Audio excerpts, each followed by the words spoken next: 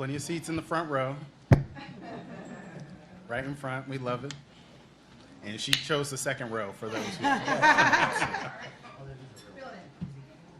That's all right. So hello, everyone. For those who I've not met, I am Christopher Weich. I have the pleasure of serving you on Columbus City Council as your district, Crown District representative. I'm so excited to really be here and host this conversation and really kind of get feedback from you all about issues and concerns that you may be dealing with. But first, I do want to, just say thank you for coming. I know it's a little further out than most folks. We had some confusion on the name of the church, but we all made it to here today. And really appreciate you being here for us to kind of build community and talk about the issues that are most important to us, and especially our city, which we all dearly love. I also want to say thank you to Pastor and First Lady Leister for hosting us, Leister, sorry, I thought I had that down, hosting us and helping us to convene this meeting, and for all that you're doing in the community. If we can just give them a round of applause for all the work that they have been doing. And then I would be remiss if I did not thank our council staff as well as our CTV folks. We have the pleasure of just showing up and sitting down at the table, but they do a lot of the work beforehand to kind of get things organized. So we do appreciate all their hard work and what they're doing on a regular basis. So why we're here tonight, basically for you, right? We're going to give you a chance to kind of hear some of the things that we are working on in our respective committees, as well as the council as a whole. But we want to, again, get a moment to hear feedback from you. I know we are in this beautiful venue today, but for those who are watching online, we will be watching the feed too. So if you have questions, we'll try to answer as many of them as we can. But, you know, bear with us. I'm a newbie, so I know I don't know all the answers. I'll defer to my colleagues as much as I can get away with, but assuming we are not able to answer a question, we'll take that back and have our community engagement team kind of follow up with you just to make sure we can kind of respond to everyone who wants to be heard. And for selfish reasons, I'm also here for me. So I don't know how many of you know, I'm originally from Boston. I did not grow up in Columbus, but I've lived in Columbus for over a decade at this point in time. I live on the literal other side of town, on the far north side in the Crown District, so I do not get a chance to kind of spend as much time in this area. And so one of the things when I was running, I said I wanted to do in office was kind of hold these community discussions. I'm excited today because I get to hold them with my colleagues who have joined me here to kind of talk about their work. You know, it just gives us all a chance to hear directly from you. Basically, as this will go, as I stated, we'll talk about what we're doing in our committees. We'll also talk about the big zoning initiative, which is truly important to the city. And then we'll give you a chance to kind of ask any questions that you have. But before we get started, let me turn to my colleagues and see if they want to provide any welcoming remarks. Sure. So first of all, good evening, everyone. If we have not had the pleasure, I am Councilmember Lourdes Barroso de Padilla. We don't have a fancy fun name yet, so maybe that'll be like a district contest that we'll have to do, but I am District 8, which we are sitting in. How many folks know the boundaries of District 8? So these are rough, but starting in Bexley, going all the way east by No Bixby, going way down south by Obetz, and then coming up through Driving Park. My district is unique in that we are the largest in terms of landmass. We are District 8, and also unique in that our district is the only district that has two large sides of town, while most of the districts will be confined to all north side, all south side, or parts of south side, except for Center City, which is District 7, which has bits and pieces of lots of neighborhoods that make up Center City. District 8 is a large swath of the east side and the south side. I was also have the distinct honor of being born and raised in my district. So I live 4 minutes away from the house that I grew up in, where my mom still lives today on the east side by Eastmore High School. So it's interesting because the concept of districts is new to council and new to us figuring out what this looks like. But the uniqueness of it is that, and Chris kind of alluded to this, is that the whole city still votes on us because we understand that the strength of any part of town relies on every part of town being strong. And so while we have that district representation and the proximity of living in our districts, it's important for us to have strength in every neighborhood and every part of the city in order for all boats to really rise. So I'm excited to be here tonight. I chair Public Service and Transportation, so that is anything having to do with our roadways, our sidewalks, and our new initiative called Link Us, which I will have an opportunity to talk about in a little bit. I also want to give a shout out to some of my partners who are here today from both MORPC and the Department of Public Service that will provide and assist, because it gets real tricky when you start having politicians answer some very specific questions. So they are here today to provide and assist with some questions that folks may have about some of the initiatives that we have coming up. But thank you all for being here. Thank you for spending a warm summer evening on a Monday night. I forgot what day it was if there wasn't council, on a warm Monday night with us to have this community conversation. And with that, I will turn over to my colleague. Thank you very much, Councilmember. Good evening. My name is Emmanuel Remy, and I blinked and am the most senior member here. Second most senior on council, coming up on 7 years. So it's hard to believe that it's been that long. But many of you may know that I started out as Northland Community Council president and was selected as a community leader to council. And so I know very well the type of hours that you put in and the volunteer work that you do to make sure that your community is one of the best. And so we do appreciate that. We appreciate you coming out to have the opportunity to speak with you. I am now the chair of Public Safety and Criminal Justice and vice chair of Utilities and Sustainability under Councilmember White, who's the chair. And so, it gives us the opportunity to talk about the important stuff that makes us all, feel good about our community, whether or not we feel safe, and that is a feeling. And so, we're working every day with great leadership in both police and fire to make sure that everybody feels safe in the city of Columbus. And so we've got a lot of work to do that, but we understand that. And as long as that's the goal every single day, then I think we're heading in the right direction. Looking forward to hearing your comments, and certainly looking forward to National Night Out tomorrow night too. Yeah. So just getting that all planned, making sure I can hit as many as possible. I usually beat all my colleagues in that regard, but we have fun doing it. So thank you very much. Look forward to the presentation and look forward to your conversation. Thank you. And I'm going to let you have that record. I think I'm going to like 3 national night outs, and I'm just going to call it. I'm just be honest with you. And he's approaching 7 years. I am at day 217, and so I keep track. And people ask why, and I'm like, it is a reminder to me and my staff and team that, this work is a marathon. It's not a sprint, right? We want to come in, we want to have big changes, but this is a big city that's been doing a lot of things the same way for a long time, and it's worked, and they're doing a lot of things across various committees and departments, and it's a lot. And so it just takes the time, and it's a reminder that the work we're trying to accomplish will get done. We just got to continue the pace and continue to do the work necessary to get there. And so I wanted to kick things off and talk about the work that we are doing in public utilities and sustainability. Obviously, as I mentioned, Zone In is a big initiative that crosses all of our committees, and it's truly has sucked up a lot of the oxygen in council for the first 2 quarters for the most part, but I won't go into too much detail. We are joined by Deputy Director Tony Celebreze, who for the Building and Zoning Department, who's going to provide an overview and talk about the work that's been done. But this is a big deal, and I'm proud of the work that my colleagues put together and allowed us to get here. Our zoning code had not been updated in 70 years, and we all know that our community looks completely different today than in 1954. And so our code needed to reflect that. So I'll stop there. I don't want to steal his thunder. He's got a lot to kind of go through, but I appreciate him being here as well.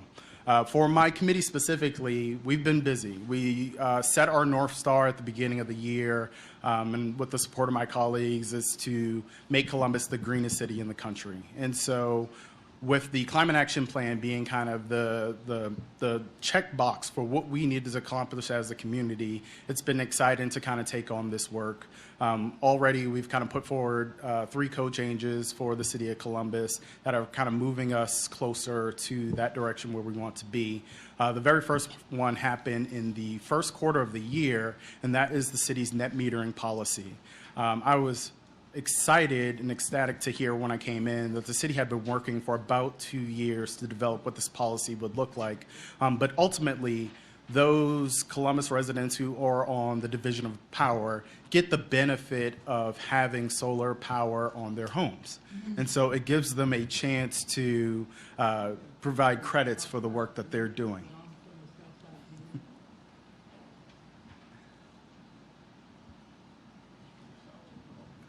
Either way, it still works out. I mean, the climate action goal really to ensure that incentivize more residents to go solar. But if they weren't going to benefit from it, it's a harder sell for folks to kind of go down that path. I will say both Sustainable Columbus as well as Solar United Neighbors are here to talk about. They're here to talk about the potential benefits of adding solar to their home and also the discounts that are available to the residents. So if you've not had a chance to go speak with them, I would encourage you either during the program or when the program's over to grab their information because it's truly changing as we're going forward. The next code change we were able to implement at the beginning of the summer was our lead service line replacement program. We all know the dangers of having lead in our drinking water. And this code change really just allows us to have the opportunity to work on private property. The Department of Division of Water has always kind of maintained our lines to minimize the risk of having lead in our drinking water. But we know that in October, there's likely to be state and federal laws that require the removal of all lead and galvanized steel from private service lines. And so we were able to pass that ordinance and provide that funding. This is a 13-year project, about $1.2 billion to kind of replace all these lines going forward. But then in a methodical way. There are 4 different pathways in which we will utilize to replace these service lines. One is infrastructure maintenance. So if there's going to be road work done on any of our streets, and if we know that they have lead service lines, those lines will be replaced. The second is emergency repairs. So obviously water lines break, both on the public and private side of things. As those breaks happen, the department will be there to replace those as well. Next will be street by street. Obviously, we know on the public side which lines need to be replaced, and we're going to be working on the private side to kind of identify where those lines are as well. In fact, we have some graphics on our social media page, as well as the city's social media page, as well as the Division of Water's website, for you to test to see if your line has lead or galvanized steel. And if it does, you can notify the city to be added to that list of replacements that we'll be doing over the next 13 years. And then lastly, schools and daycares, right? If there's schools and daycares that have lead service lines, we want to get those replaced. Obviously, our little people are most at risk, and so if we can address that before there are any problems or issues, that is the hope of the department. The next code change we were able to pass actually just occurred at our last meeting. First, let me say, are there any gardeners in the room? Okay, a couple of them. All right, so we were able to pass the milkweed ordinance that basically allowed folks to grow milkweed in their pollinator gardens. I was excited to see this as a gardener myself. I'm all about our pollinators and everything we can do. I'd love to say we put a lot of work into this, but this is actually the intent of council in 2017, and so for us it was really about code cleanup. But the exciting part is that there's so much more we can be doing for our pollinators, and as we have kind of gone down this path, there's more policy changes that we're hoping to bring to the table with the support of my colleagues to make sure that we have that opportunity. I'm going to hurry up because I want to give everyone else to kind of talk about their updates as well. But I did want to talk about 2 quick pilot programs that we also were able to launch.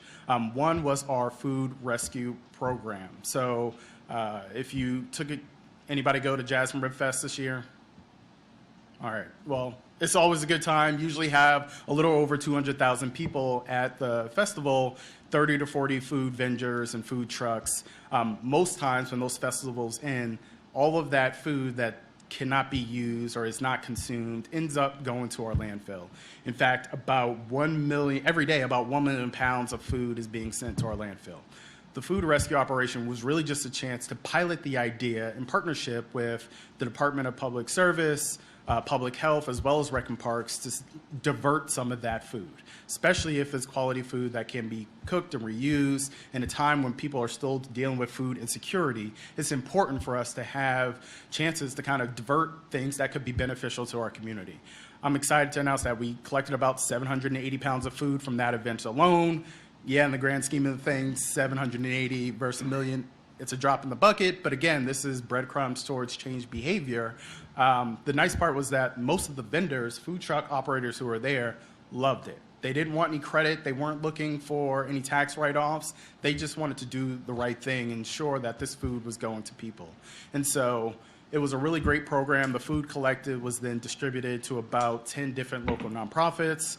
I'm excited that the city was able to participate and contribute to kind of help get this going. In fact, we had one of the vendors had a whole bunch of popsicles, which was all going to be thrown in the trash, yet we had a refrigerated truck to collect it. And the nonprofits have loved it. The kids that they have served have truly benefited from it. And so the hope is to kind of continue more of that work going forward.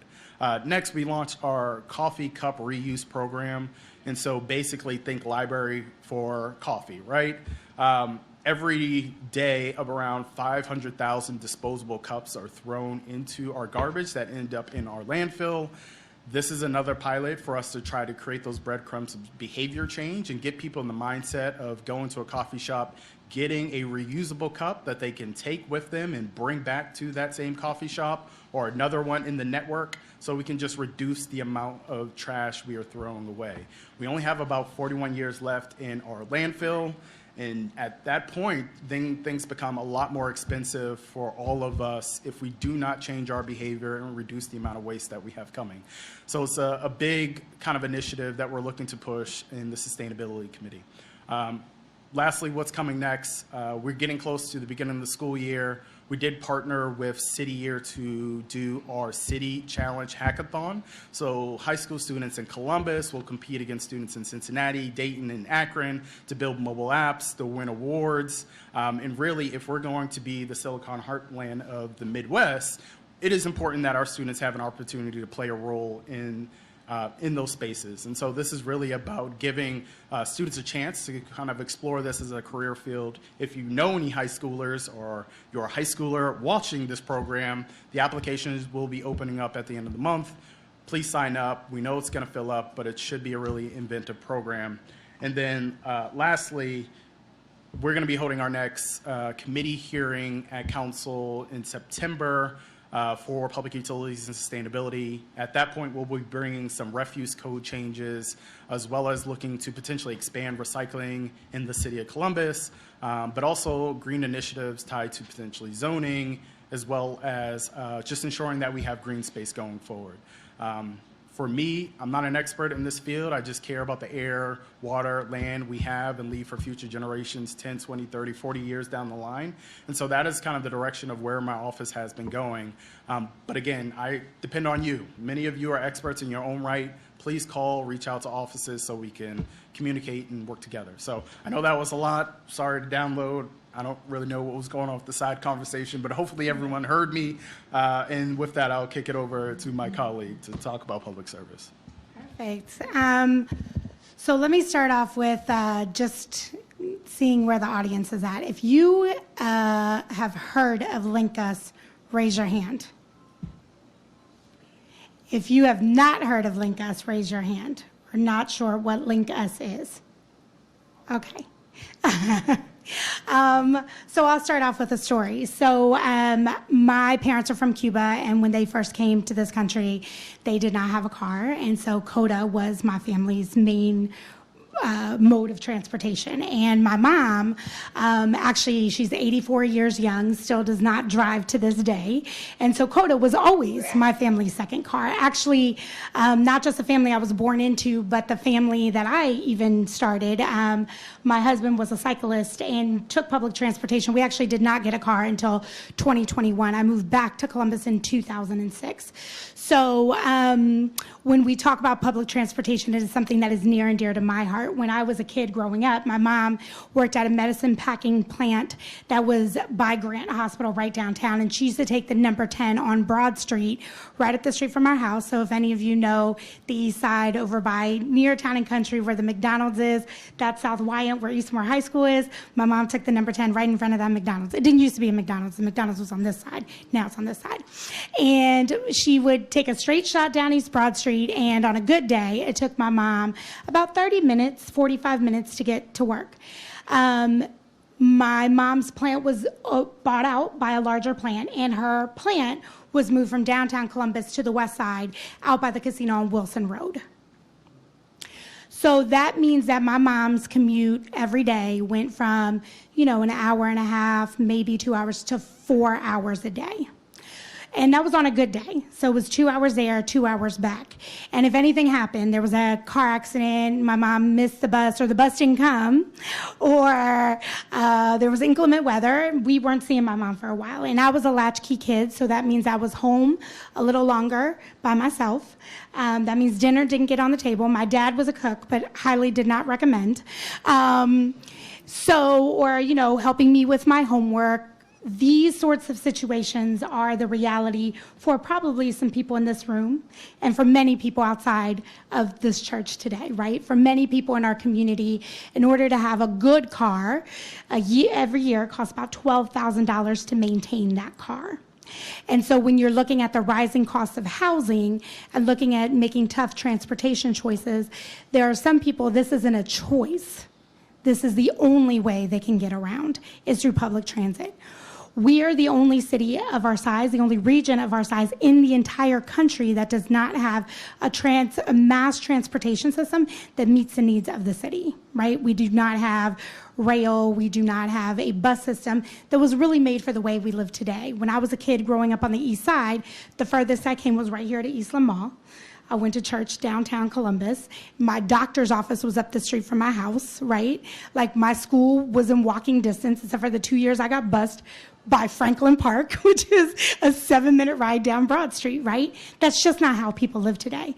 You could live on the south side, go to the doctor on the east side, your kids go to school on the north side. People need to be mobile. And so Link Us is our answer to providing a transportation system that meets the Columbus not just of today, but the Columbus of tomorrow. And so that includes bus rapid transit. What is that? That is a bus that is bigger than a regular bus. It's an articulated bus. It's the bus that has the accordion in between each section, so more people can fit on the bus. It's a dedicated lane for the bus, so that means that the bus is continuously moving, not with the flow of traffic, but the bus has the right of way, right? It's actual bus stations that look like stations, like a train. It's multiple ways to pay before you get on or off of the bus, so you're not digging for change in your pocket or having the delays of getting on the bus. It's a station that is up higher, so if you have a mobility device like a wheelchair, or you're pushing a stroller, or you're on a bicycle, you can easily roll on and roll off. It's seamless, so it makes everything go faster.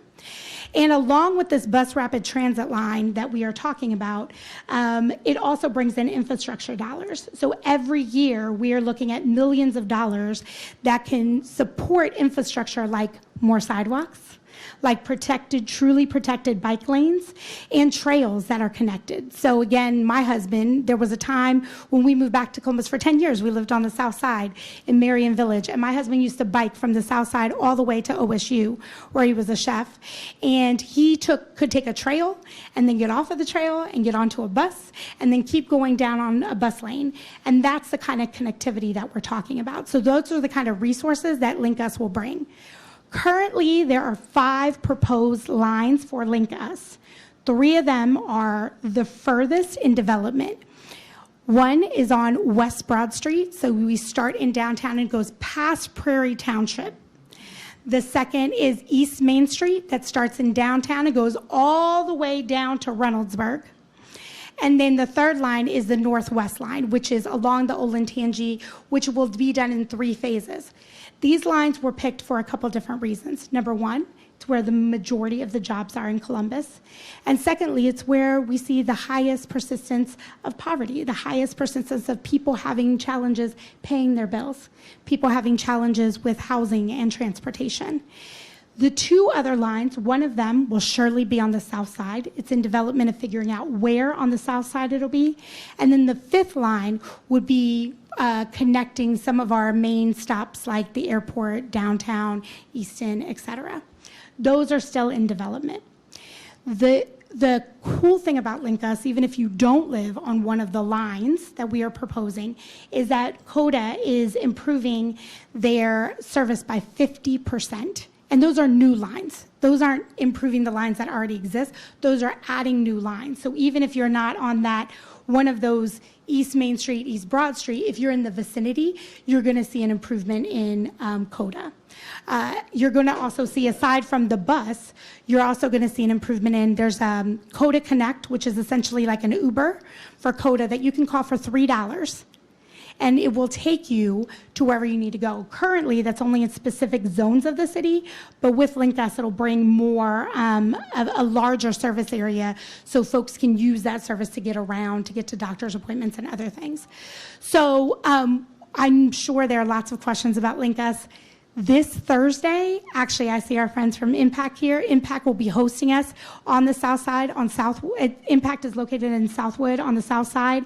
We will be having a Link Us town hall where we'll really be able to dig into what Link Us is, what resources that it will bring to the community. You'll be able to see maps. You'll be able to ask questions.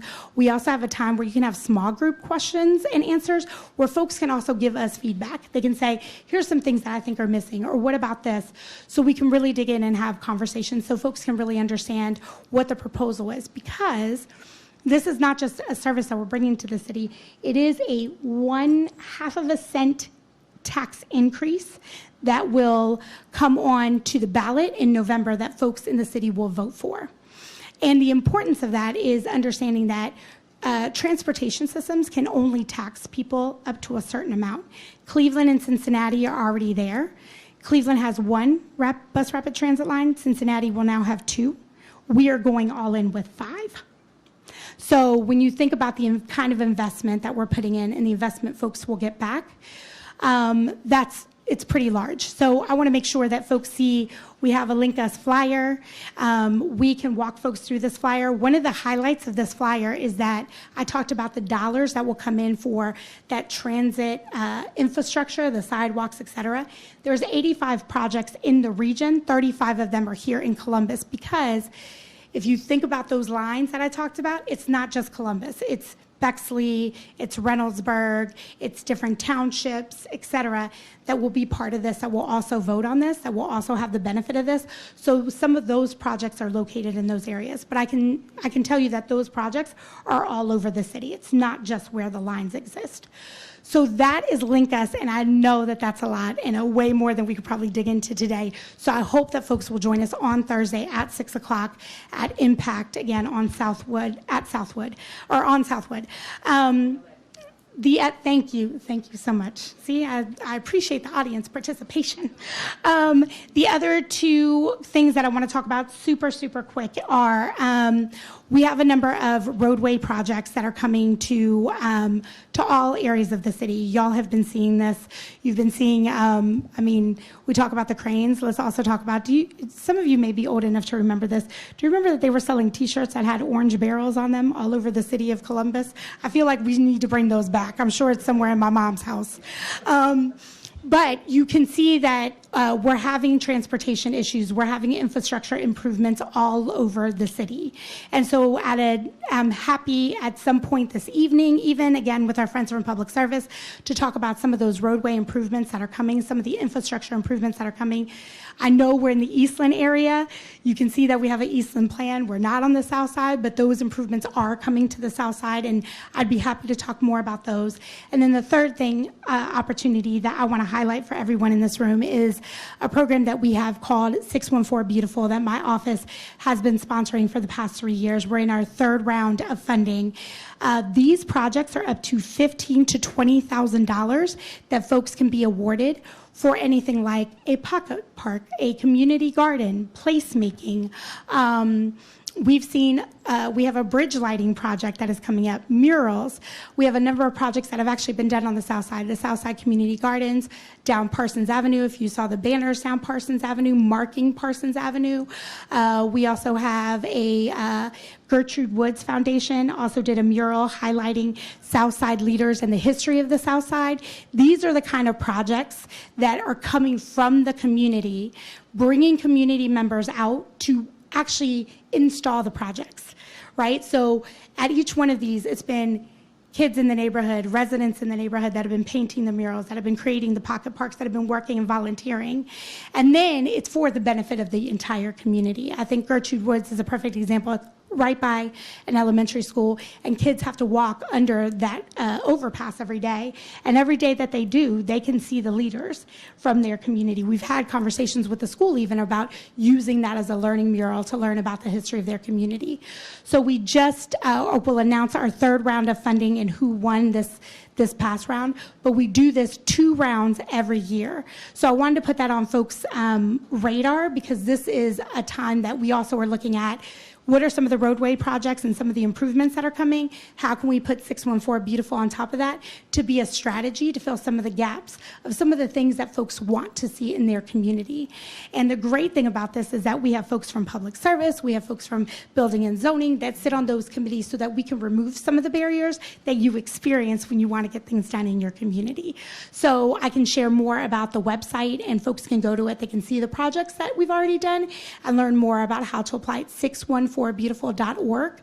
So I encourage folks to go out and see that. Happy to answer any questions. Both of my aides are here today as well and can answer any questions that you may have. So excited to dig into the conversation. I probably took up way more than my time, and I will now give it back over to my colleague Emmanuel. Thank you, Council Member. And so let's talk safety. I talk about safety being a feeling. It is something that means a little bit different to every individual, but we know that what it feels like is that we want to be able to be in our neighborhood, be in our city, and be able to enjoy our city without the fear of crime coming against you. And so we, one of the things I talk about in this role is that, you know, one of my ambitions, and certainly working with my colleagues, is to make sure that we're answering every single call that comes into the city of Columbus the right way every single time. And we lead in many areas nationally with the type of work that we're doing with many of our programs like React and some of the teams that we put together. We have a bid out right this moment for an alternative response program that would be a non-police response for those calls that come in and they actually don't need a response. But things are working. We've been investing about $20 million a year in youth programming. I think that, you know, when you look at our murder numbers this year, not that that's the only marker that we look at, but certainly one of the markers that is concerning. We're at 61 murders at the end of July versus 96 last year. And so there's just a lot of good dedicated work being done to try to, you know, raise awareness, make sure that people understand. You know, I think one of the bigger problems is people don't understand conflict resolution, and everybody has a gun. And so, you know, it's easy to pull that gun out and fire, but you certainly can't take a bullet back. And so these are things that very happy to support. And the most recent thing that we did was to pass some of the street racing laws. It's known as hooning. That came from a term from Australia, of all places. The state passed a bill recently to help curb some of that activity, but we took it a step further. Wanted to make sure that it was very clear that in the city of Columbus that we're not going to tolerate street racing.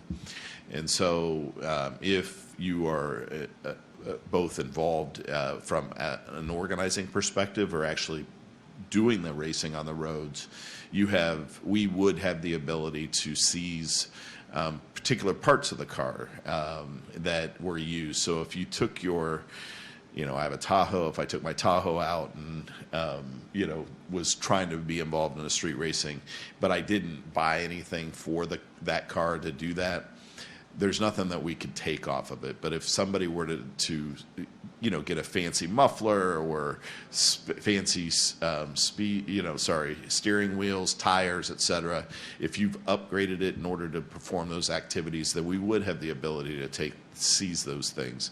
There's something called proportionality, and so going back and forth with the city attorney's office, we can't seize their vehicle for this type of activity because that would be disproportionate to what they're committing the crime with. However, we did find this. It's a little bit of sending a message that we aren't going to tolerate that, and hopefully the work that the police are doing will make it less and less frequent that we see these things, because we know people are coming in from outside of the city. They're coming in from outside of our state, and they're being involved. They're doing these meetups here in Columbus, Ohio, and so we really wanted to send a clear message on that. So we passed that in July. We're continuing to invest. I know some of you have gotten a hold of me about ShotSpotter and that sort of thing, and so we are continually evaluating that, using that data to understand where we're expanding that technology. We continue to invest in technology all the way around. Our body-worn cameras are the newest generation that are available. They have helped tremendously in making sure that it's very transparent to the community what is going on with our police. We have a great chief. I can't say enough good things about her. She is really, as I've seen it, in my career, not only as a community leader, but on council, her dedication to the community and making sure that our officers are much more community oriented than they were, say, 5 years ago. I think that people are seeing that every day, and hopefully who your police liaisons are, who some of the officers are in your area, and you're having conversations with them, because we certainly want everybody that sees something to say something. And so we continue to promote that concept. I know we have a couple of pledges out there that people can take if you want to get involved. WeGotUsCBus.com. WeGotUsCBus.com is a pledge that you can take to say that you're committed to staying, to making sure your community and your neighborhood is safe. And I want to also acknowledge the mothers of murdered Columbus children have been doing some great work. If you Google under triple digits, it'll be right on top. But that's an effort this year that Melissa St. Clair has been promoting to make sure that we do stay under triple digits as far as murders go. And so, again, not the only marker, but certainly one that people watch nationally. We have the second highest decrease in murders of any city in the United States, and our solve rate is up tremendously. And so, technology is really working to make sure, and then people coming forward when there is a crime to actually say something has been very critical.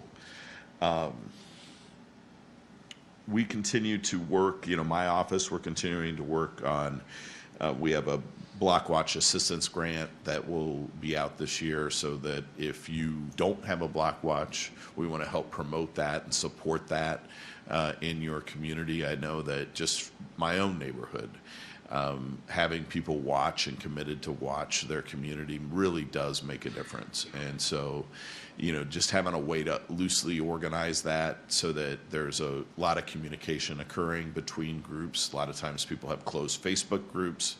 There are certainly other ways of obviously communicating back and forth, but using those resources are very important to getting the word out and making sure that people are keeping an eye out for their neighbors.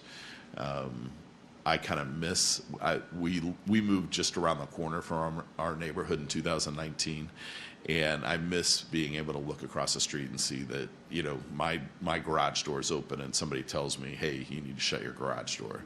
That type of activity is, you know, imperative to making sure that, and I think we all live in neighborhoods where people will come around and they'll check your doors and go through your car if it's not locked.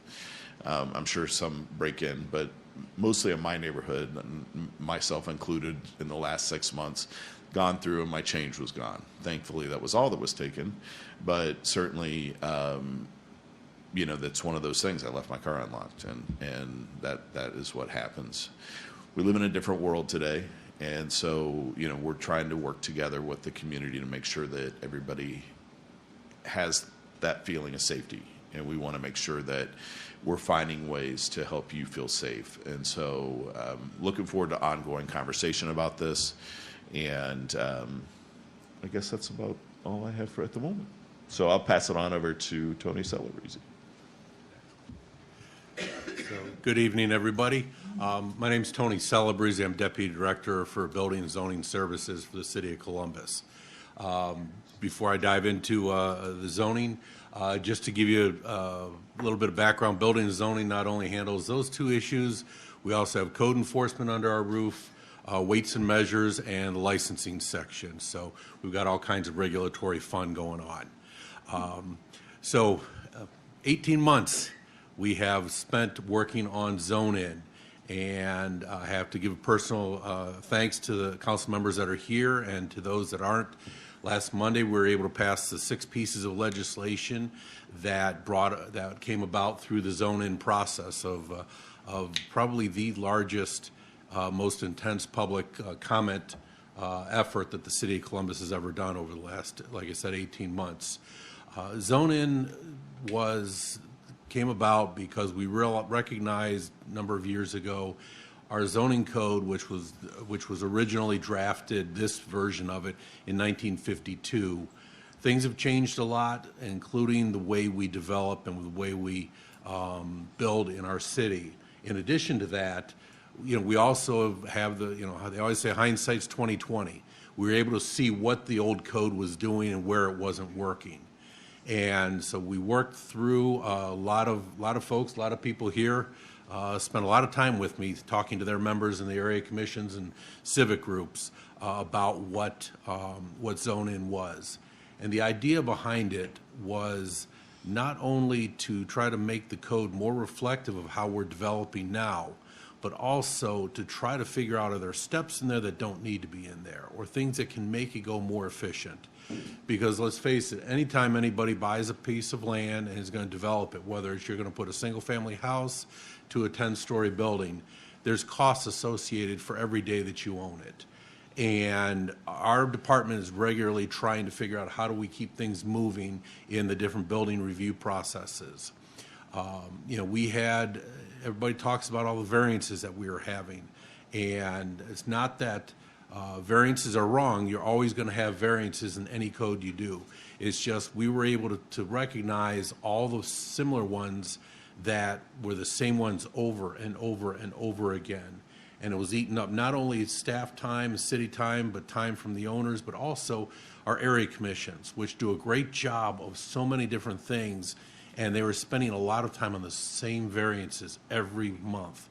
And so we tried to work it and tried to create a balance there, because we want to make sure that developers do the right thing in our neighborhoods. At the same time, you know, we want them to be able to do things in an efficient fashion. It doesn't mean we're giving away everything to them, because trust me, there's a lot of things in the new code that were being worked out in negotiation type processes that we've used over the years. Instead, we baked it into the code so that we have what, you know, when somebody goes to look at that new zoning code, they know what we're expecting out of them. They expect what we think about the entryways, parking, setbacks, screening. All that is baked into the new code And that's what our goal was to try to make it so that, it's not a guessing game when they come and look at our old zoning code. The old zoning code which we still have, unfortunately, for a while, is just challenging as anything. This new code, in benefit to me, has lots of pictures so that you can tell exactly what the city is wanting out of them. So Zone In on Monday rezoned just over 12,000 parcels throughout the entire city. They're well spread out throughout the city. They're on major commercial corridors because the idea is that we wanted to focus on areas that have the capacity to have more people on them. They're the backbones of our neighborhood. They're the backbones of our community. And people that are going to move in there are going to make the community. Buildings don't make our community. The people do. And so we wanted to make sure that we had places for people to live. You've heard different stats, but roughly 88 new bodies are trying to live in Central Ohio every night because we're growing. And if we don't do something about that to help manage that growth, it's going to manage us and do what it wants to us. And we're going to end up with a lot of piecemeal and a lot of challenges. And those that have paid property taxes or even pay rent, that property taxes have gone through the ceiling. That's because it's a classic supply and demand. We don't have enough supply of housing units. And so the demand is there and we can't fill it. And so that allows these landlords, that also allows a lot of these out-of-state hedge funds and other groups like that, seeing that they can come in here, park money, not do much, if anything, and still get a return on their investment here. If we get back into a better balance, then it won't be as appealing to those folks, and more property in the city will be owned by people local to Columbus that have a vested interest and care about the city and care about the neighborhood. I know that my neighborhood is heavy with renters. Usually about half of them I can tell because landlords take out all the foliage around the house because that means expenses. They put grass up to the side of the building and it looks terrible. So we worked hard, and council members throughout the city were phenomenal in helping us get this passed. A lot of people in this room I know were helpful, and I appreciate that. We created 6 new districts along these commercial areas. I kind of describe it as under the old code, we had a square peg that we were trying to fit into a lot of different sized round holes. Now we've made these districts a little bit more customized so that whether it's a major intersection is a little bit different than just a stretch between intersections that just has a single row of commercial buildings. The other piece of this is that we legitimize or conformed about 900 single-family homes that are on these corridors because we allow residential on the first floor. That was not allowed prior to this. So those folks, if they decide to go to sell or to renovate, banks are going to loan them money because we saw since 2008, banks want the zoning to match up with the use on the parcel. So if you sold a house recently, banks probably wanted to make sure that you were, if you were selling a house, that it was zoned for residential. And so we have about 900 people that couldn't do that. And actually, I credit some folks on the far south side that pulled me aside and explained this to me, went back, researched it, and realized, man, we got to fix that. Because we weren't, the idea was not trying to make more hassle for people. Let's see, a couple more pieces. Those uses that are on these corridors that are there legitimately but may not be allowed under the new code because there is some limitations. Those, what's called non-conforming, are essentially grandfathered in. They can stay there. They can even expand up to 25% of their footprint. Under the old code, if you tried to expand, you had to go rezone, you had to go get a council variance, you had to go through a bunch of hoops. And our whole idea was if they're there, they're productive uses of a building, whether the code says they should be there or not. And so we make it so that they can stay and they can expand to a degree. So overall, we did a capacity study, which it's a company, Opticos. They look at real estate sales and pro formas and a whole bunch of other different pieces. And they determined under our old code in the next 10 years, we'd be able to put about 6,000 new units on these corridors, on this 143 miles a corridor. Under the new code, they came to the conclusion that we would be able to have 88,000 new residential units in the next 10 years on these. Now that's looking at these parcels, and the ones that are already renovated or built are not counting towards that. That's just counting parcels that are well underutilized, single-story buildings that may be car lots or other things that just not as contributing as other interests. Not saying that we want them out, but we're giving the owners the opportunity to be able to receive the benefits of owning these parcels along these commercial properties. Tony, can I add one quick thing Yes, ma'am. to what you were saying? Because I think it's just an important putting two ideas together, right? We did zone in and we're talking about link us. Zone in is overlaid over link us because we are trying to drive density into those main corridors, right? So when you think about Westland Mall and we tore down Westland Mall, what could go there? That could be housing, that could be mixed use, right? If you think about stretches of East Main Street that have been developed or in development or should be developed, to your point about what is the parcel being used for, that could be turned into housing. And along that corridor, there can be childcare, there can be housing, you could work along that corridor. So conceivably, you could get on that bus from your house, drop off your kids at daycare, get back on the bus, and then continue on to work. Get off the bus, get some groceries that you may need from a store that's along the corridor, pick up your kid after school, and then get back on the bus and go home. So I just wanted to make that connection for folks that when we talk about housing and transportation, they're not two separate conversations. It was intentional about merging them because a lot of people have what they hear density and they get worried about what that means for my neighborhood.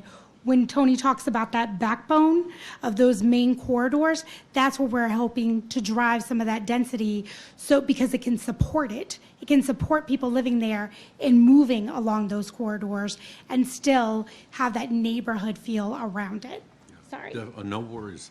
So, and just even to play off of that, the more bodies you have in an area, the more services you're going to have. And I know there's lots of areas, not only food scarcity, medical buildings, medical offices, and so forth, are not as pervasive as a lot of our population would like. The more people you have, the more services you will have.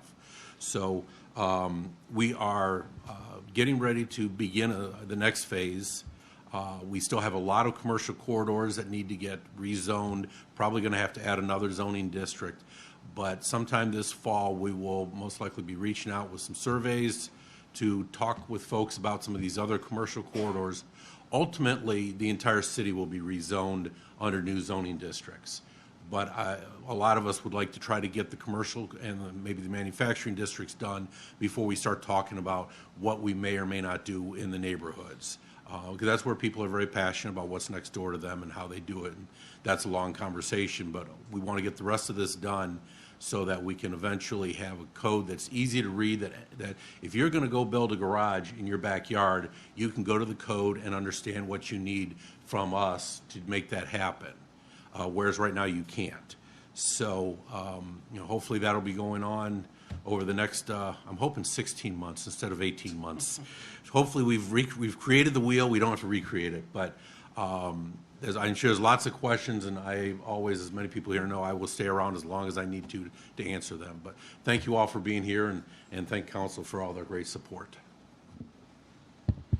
Tony thought he was done when we passed it on the 29th, and then we said, hey, come on back next week and say it one more again. So we're going to transition into Q&A for the night, so if folks want to make their way to the mic. My apologies, we're starting a little bit later, and so we're going over, but we want to get as many of these questions answered if you have them. And so if you want to just line up at the mic, we'll take them one at a time, and then we'll also check online to see if there are any questions there as well.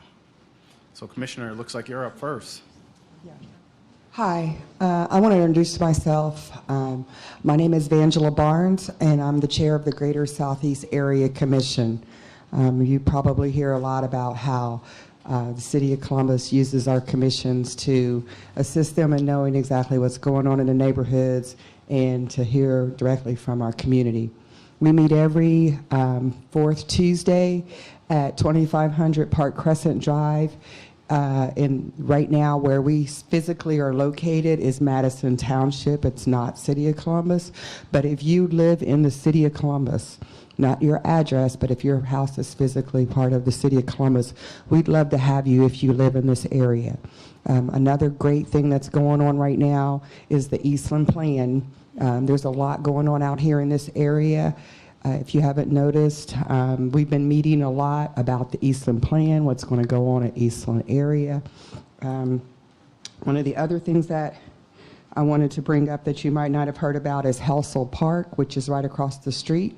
There are some changes going on with that. You'll want to look that up on the city's website as well. Gender Road is part of my commission. My commission goes from Hamilton Road over to Bowen Road, down to 70 and over to 33. It's a huge part. Councilman Shannon is our district councilman, and we also have when you talk about the safety in the area, Councilman Ramey, that's a big concern of ours because we've had a lot of issues out here with safety, with teenagers, with the carjackings, things of that nature. So we want to work more and more with you with regards to that. But those are things that are concerning the commission.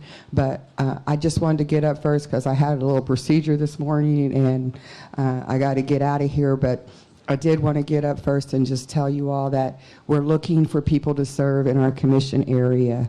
We have about 6 people on the commission. We're down about 8, both with the church, the education, and with businesses. So if you have any of those at-large positions or you just want to come and serve as a community leader and represent your neighborhood, we'd love to have you. Thank you very much. Thanks, Commissioner Barnes. Good evening. I'm Reverend Charles Leister. I'm senior pastor here, and we are a congregation, member congregation of the Bread Organization of over 40 congregations working in various campaigns in the city, many of which you serve within your committees. And so I'll just start, because I really have a question for each of you, but I'll just give others an opportunity to come back. Probably the first one is speaking in terms of zoning and area. In terms of, I was on a steering committee for affordable housing for over 8 years, working with the council and the Franklin County Commissioners. Related to the zoning, is there anything within the zoning requirements that require developers to be able to allocate a certain portion of what they're developing as affordable housing? Because there's over 50,000 families who are spending more than half their income on rent, and it's just continuing to increase. Definitely. No. Okay. Thank you. Definitely, the challenge of trying to find housing in Central Ohio is continues to grow, and hopefully, as zoning takes effect over the next few years, we'll see some at least stabilization. If not maybe a little bit of reduction so that people can afford housing. Multiple districts within, as I said, we created 6 districts throughout the city, and 3 of them have the ability for a developer to add what's called bonus floors, if they do those floors as affordable. And the affordability is tied to the Department of Development CRA code section.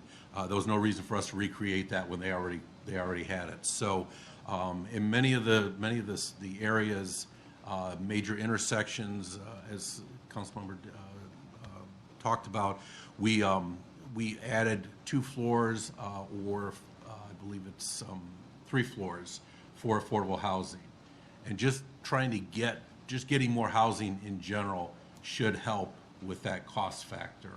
As I said earlier, trying to stabilize it. So the other thing I would also suggest is we also have a website, Housing for All. There's 12 pieces of legislation that council has put forward to help both with tenant protections, with allowing for,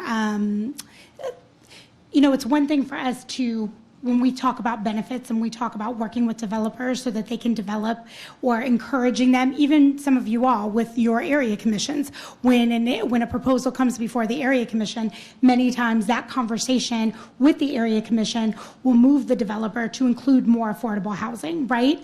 But that is only one strategy. These other 12 strategies that you can see on the website are part of ensuring that we are allowing for more equity within the market. And so some of that is some of the things we talked about. We're looking at wholesalers and how do we prevent folks from buying up several properties in one area and turning them into Airbnbs, or, flipping them and then selling them right.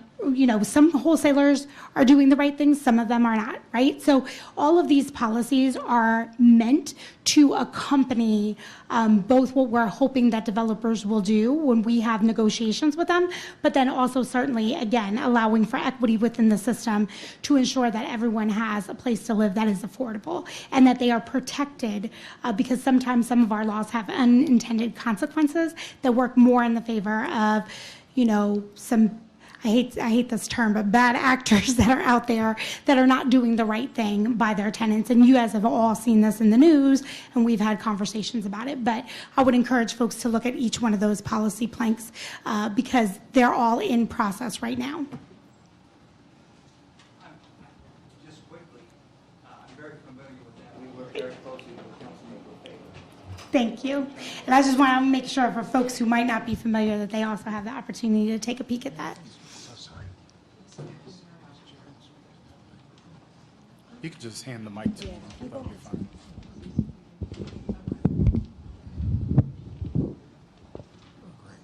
Thank you. My name is Buzz Thomas. I am a commissioner for the Far Southside Area Commission.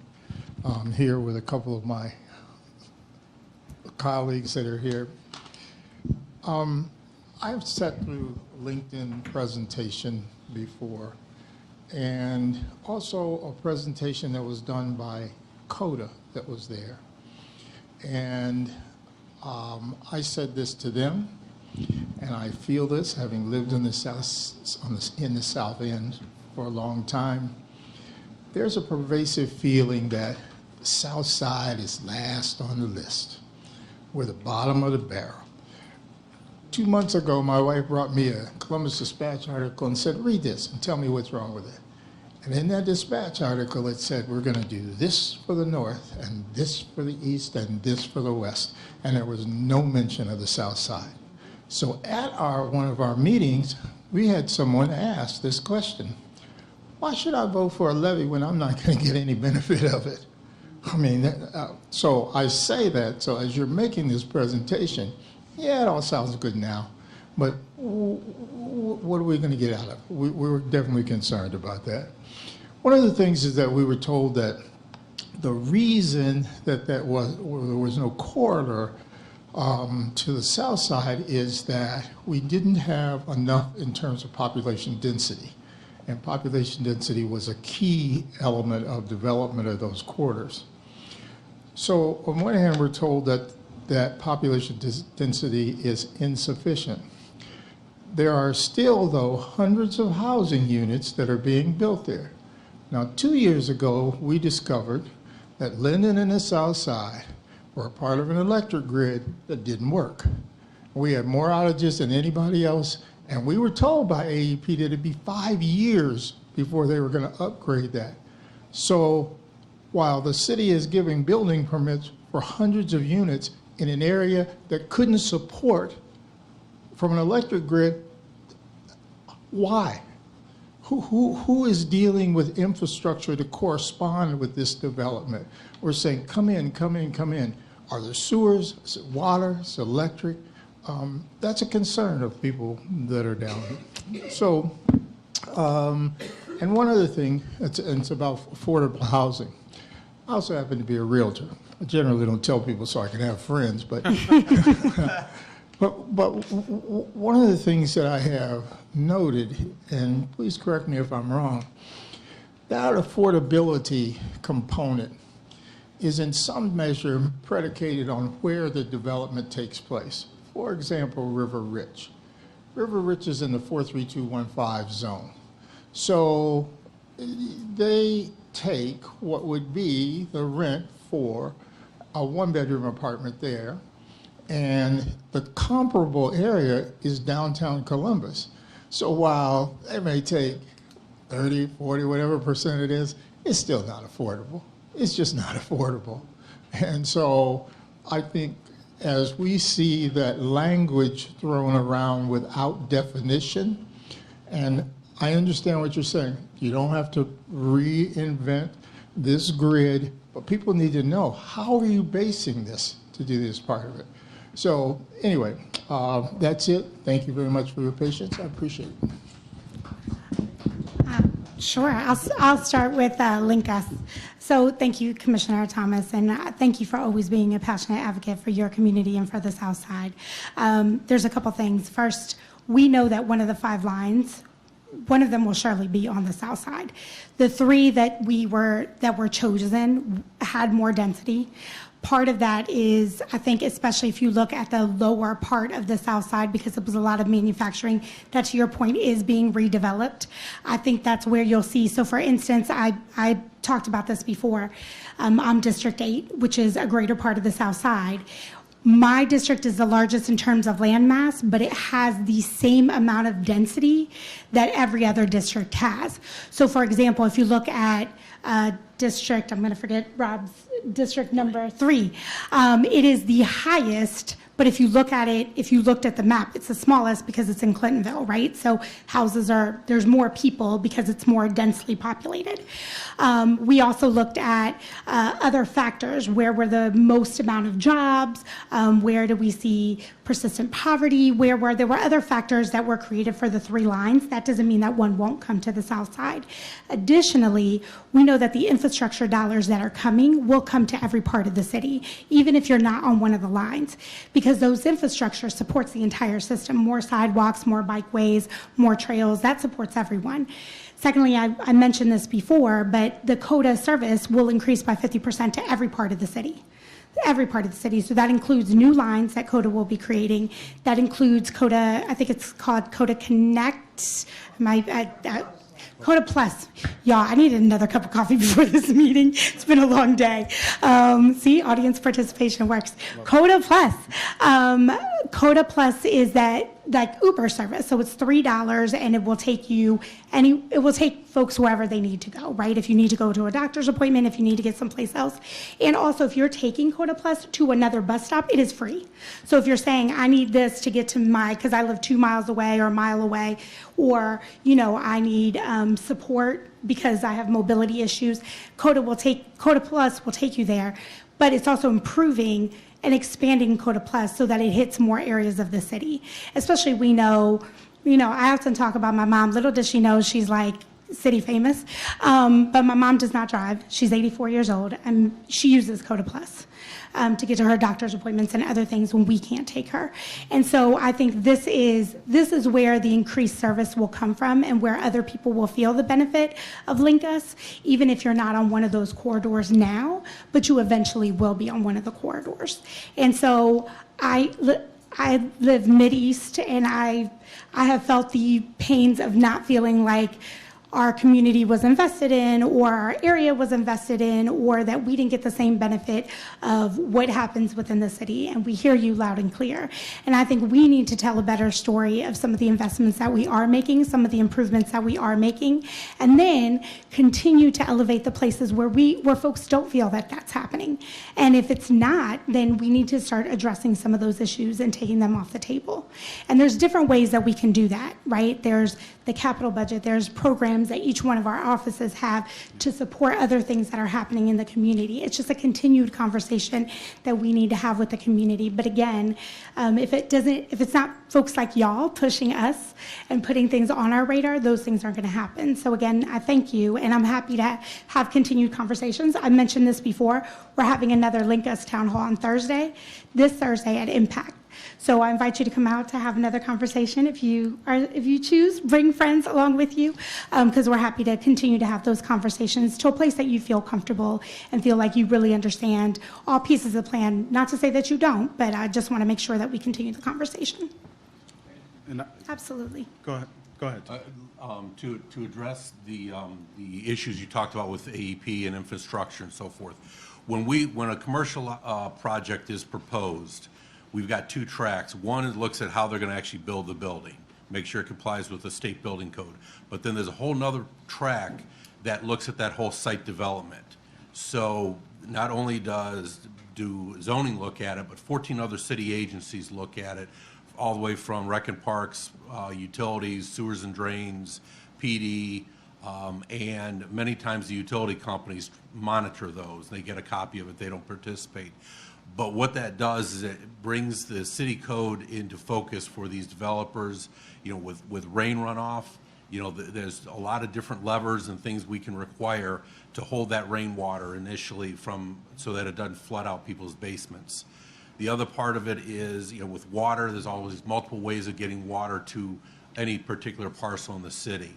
But also under the AEP, while they may tell you it's 5 years right now, they will change that in a heartbeat as they assess every year where people are moving. And, I watched that. I've been in the Short North for 23 years now. And, I watched that about halfway through where the Short North started exploding. All of a sudden, AEP was bringing in new lines. And I knew that they weren't planned on it that year, but the populations were going in. And so, to some degree, you want the development to force AEP and Columbia Gas to add capacity, because that's when they're going to do something like that. They're not going to do it on their own unless there's a financial gain for them. So, our site plan process is very, very in-depth, and I'm more than happy to talk at length about that process more if you'd like. And you being here and bringing that to our attention allows us to kind of have that conversation with AEP and others about capacity issues in different parts of the city. It also speaks to going solar, because why let AEP make it for you? But no, I appreciate you being here and providing that question.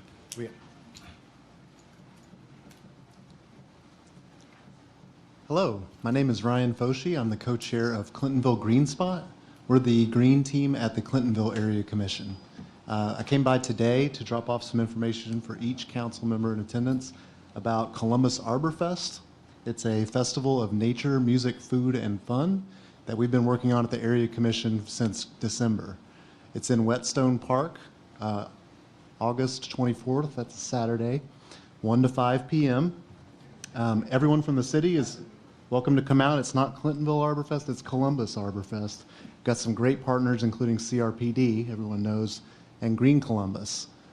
We have nature hikes, civic events, art, all kinds, live music, food trucks, pop-up market, and all kinds of fun things.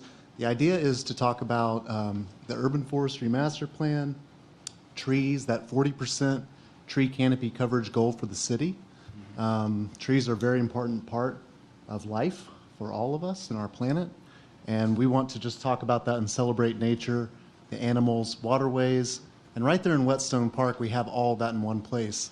And something special, the prairie. The Whetstone Prairie, it's the 20th anniversary this year of the Whetstone Prairie. So come on out, everybody, and thanks for letting me make that announcement. Thank you. All three of you council members do a lot of work in this arena, and we really appreciate it. No worries. Thank you for being here. Okay, great.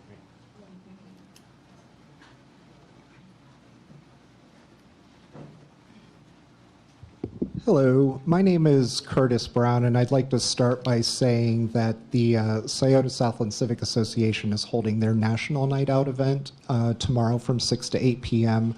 at the Scioto Southland Community Center. Our event was unfortunately left off the news bulletin, so we're trying to get the word out as we can. My question sort of falls in line throughout this process. A lot of the questions and concerns that we have had have sort of been brushed off as being, as Shannon Hardin described, as zoning adjacent. So issues that have been brought up like how are we going to keep our communities safe with this influx of new people? How are we going to get these people to their jobs? And all of these sort of issues that aren't necessarily directly with zoning. And so up to this point, whenever these issues get brought up, well, we're zoning, we don't deal with that. Well, now that zoning has passed, it's kind of time to deal with this now, right?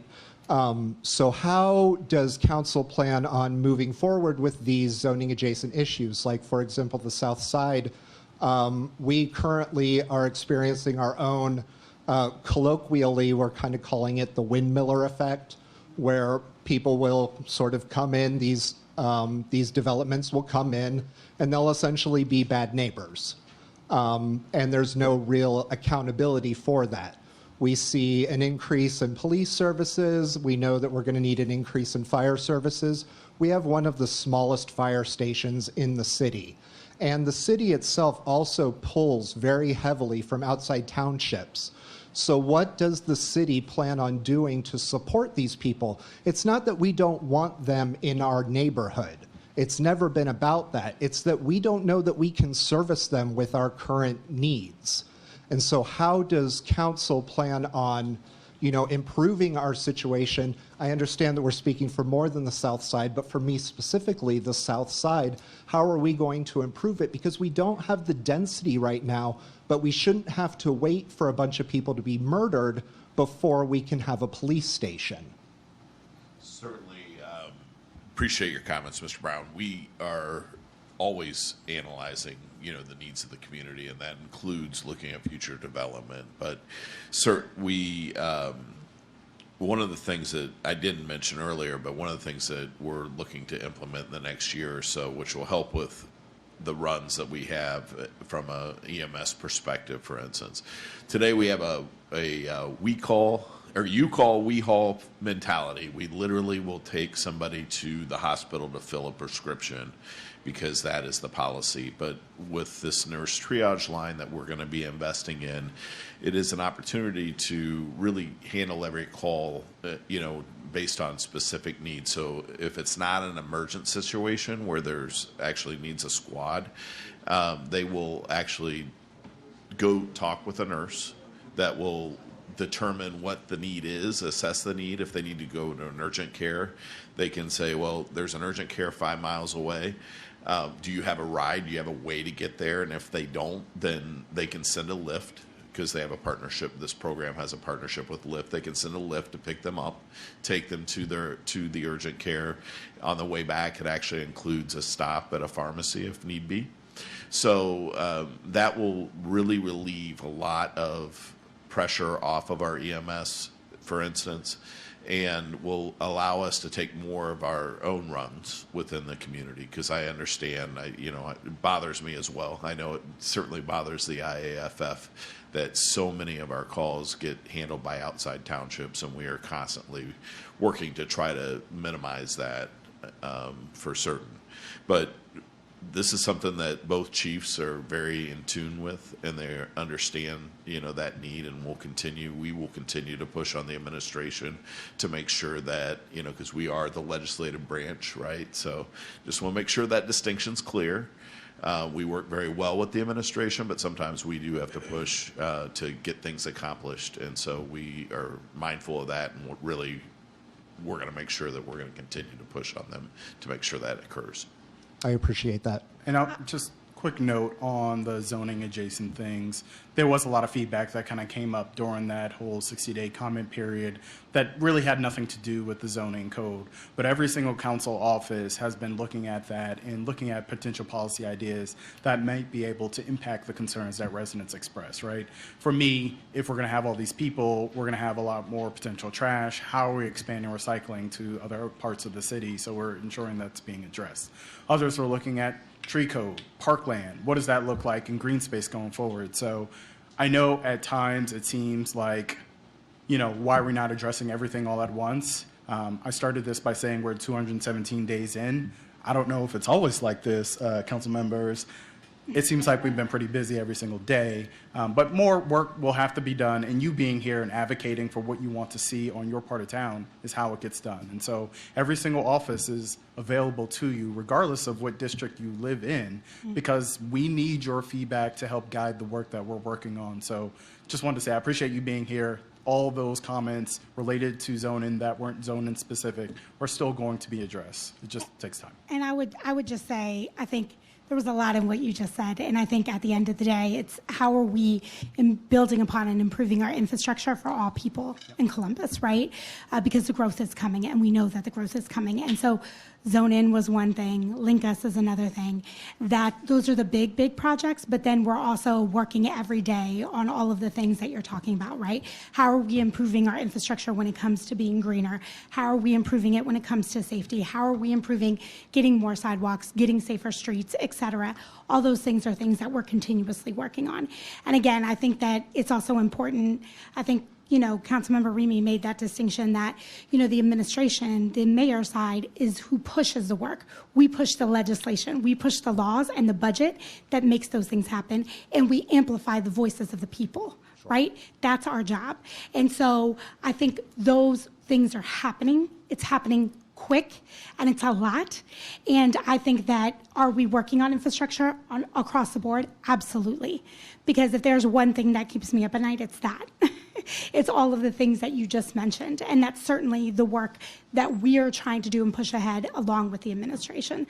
So thank you. Thank you. And if I could just say one thing, if you could get in contact with CODA and ask them to reconsider putting a stop in front of that Rice Bowl development that's coming up. For some reason, they said that they are not interested in putting one up there, and it doesn't make sense. We should really support those people. If you could talk to them about getting a stop there, that would be appreciated. Absolutely. And my aides are here. Jessica and Amaris are right out there. If you can make sure to get that note to them too, so I make sure to follow up. I'm going to make a note of it too, but they're right out there. Thank you so much. Absolutely. Thank you.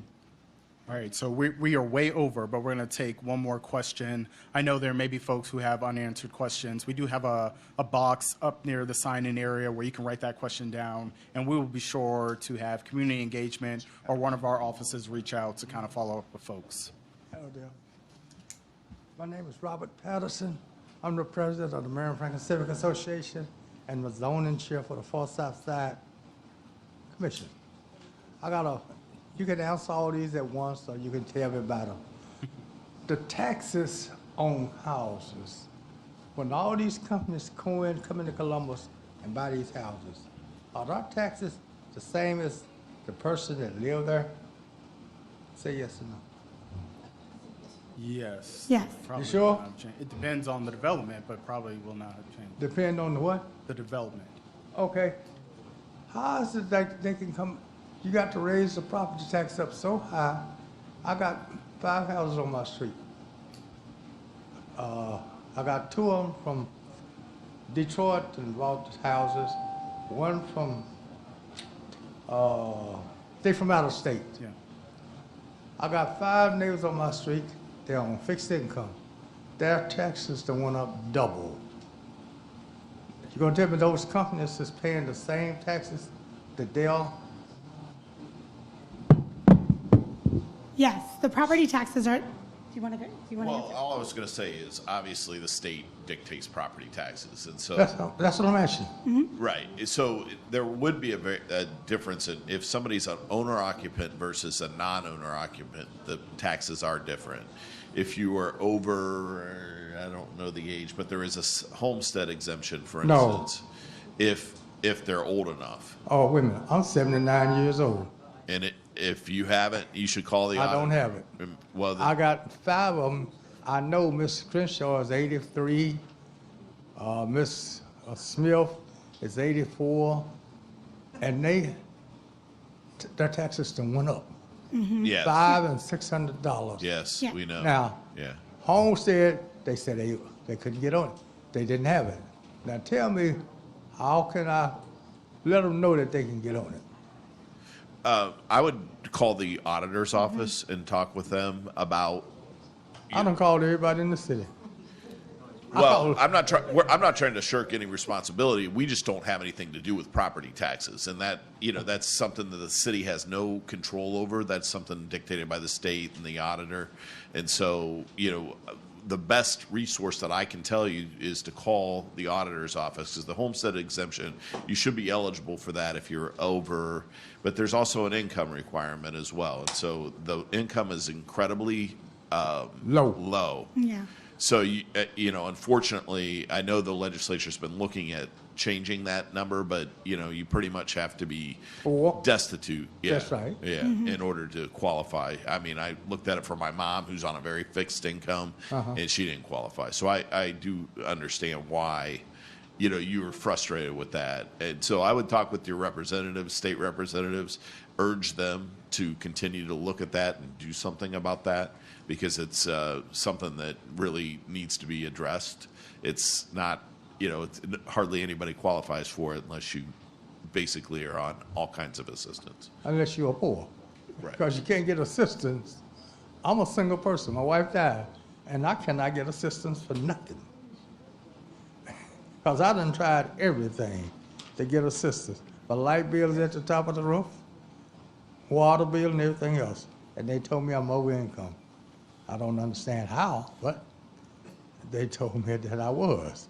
And when you say affordable housing, what do you call affordable housing? Because let me tell you, the five houses on my street, that rent is $1,200 and $1,300. Now, what do you call affordable housing? So the standard, would be that you should not be paying more than 30% of your income for housing. But we know there is a high proportion of people that pay up to 50% of their income on housing. It simply is a matter of, this is the fastest growing city in the United States. And so we're every day trying to think of policies to help people be able to stay in their homes. And certainly our seniors, people that have their homes paid off in many cases. But They got to move. well, right. And their taxes have gone up to the point That's where right. they have to make choices. And unfortunately, that is not something that, it keeps me up at night. And because we have such a housing shortage, that is what's driving up the costs. And by adding in more housing, we're adding to the stock, which then will drive the prices down. And that's the precipice that we're at right now as a city. I mean, Chris talked about being from Boston. I lived in Boston before I moved back to Columbus, and my rent was higher than my mortgage is right now in 2006. And that's what we're facing, which is why these efforts that we're talking about today, it feels like it's a long game proposition, because getting more housing on the market is the thing that will drive down the cost for people.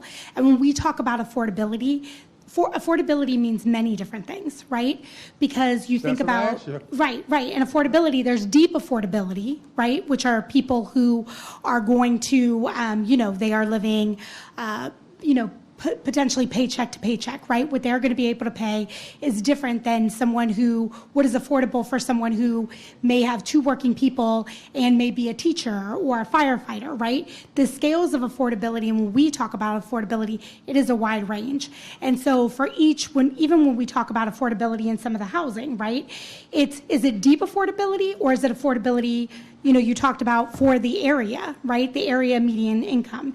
And so that varies wildly for people. So when we talk about affordability now, sometimes we're talking about two working people who are making, $70 some, right, are being priced out of affordable places to live. And so when we talk about that, I think there's a level set that we have to have about what kind of affordability are we talking about, to your point. Is it that deep affordability for folks?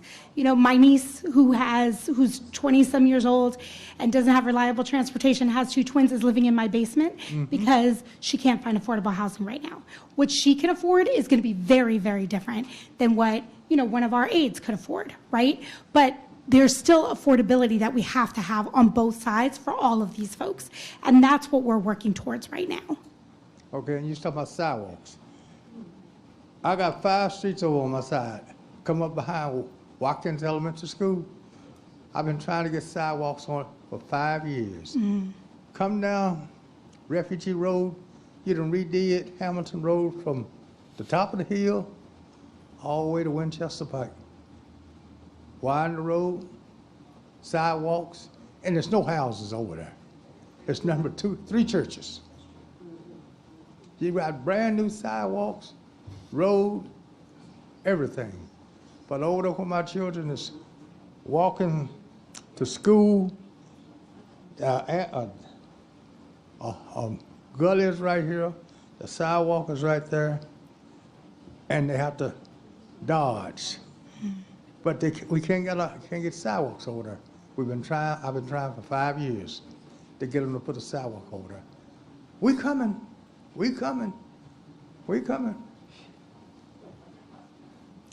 So let's talk about the sidewalks. Yes, ma'am. Yes, ma'am.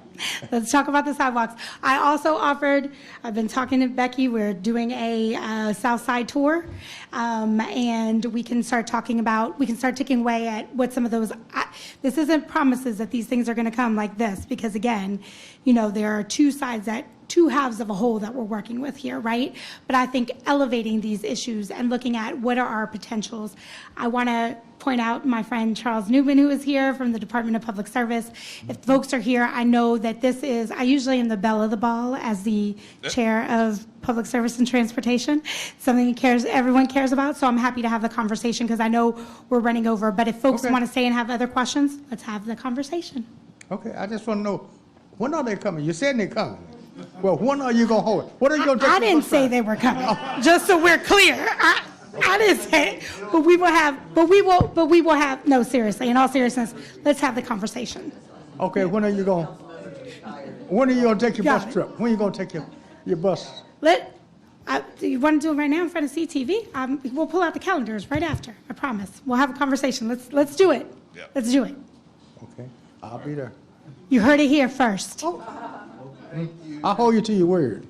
Done. My word is good as gold, sir. All right. She stands on business. I do stand on business, Councilmember White. No, we appreciate everyone coming out and appreciate you sticking with us. I know we went over a little bit. If you still have questions, you can still ask them. We will reach out and follow up. But thank you again for being here and for your advocacy. We need it always, anywhere, all the time. So thank you. I'm starting to feel like church in here for real. Some fans.